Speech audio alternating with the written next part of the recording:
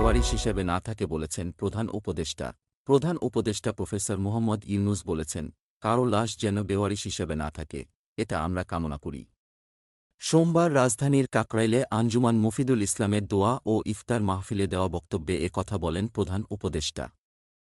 তিনি বলেন, আমরা এমন একটা সমাজ বানাই, যেখানে আঞ্জুমান মফিদুল ইসলামের কাজ আর নাই। এটাই আমাদের লক্ষ্য, কারও লাশ যেন বেওয়ারিশ হিসেবে না থাকে। প্রধান উপদেষ্টা ড. ইউনূস বলেন, আমরা যার যার জায়গায় বেওয়ারিশ হওয়া থেকে রক্ষা করতে পারি, যাতে তার আত্মীয় স্বজন বন্ধুবান্ধব কাছে থাকে, তাকে যেন সম্মানজনকভাবে দাফন করা যায়। এতে আঞ্জুমান মফিদুল ইসলামের কর্মকাণ্ডের কোনো ব্যাঘাত হবে না, বরং আমরা তাদের সম্মান। স্থিত ছিলেন উপদেষ্টা ড. সালেহুদ্দিন আহমেদ ও আলী ইমাম মজুমদার, আঞ্জুমানে মফিদুলের সভাপতি মুফলেহ আর ওসমানী এবং সহসভাপতি গোলাম রহমান। নতুন ভবন উদ্বোধন শেষে এতিম শিশুদের সঙ্গে ইফতার করেন প্রধান উপদেষ্টা। ডেস্ক রিপোর্ট, বিই নিউজ, ঢাকা।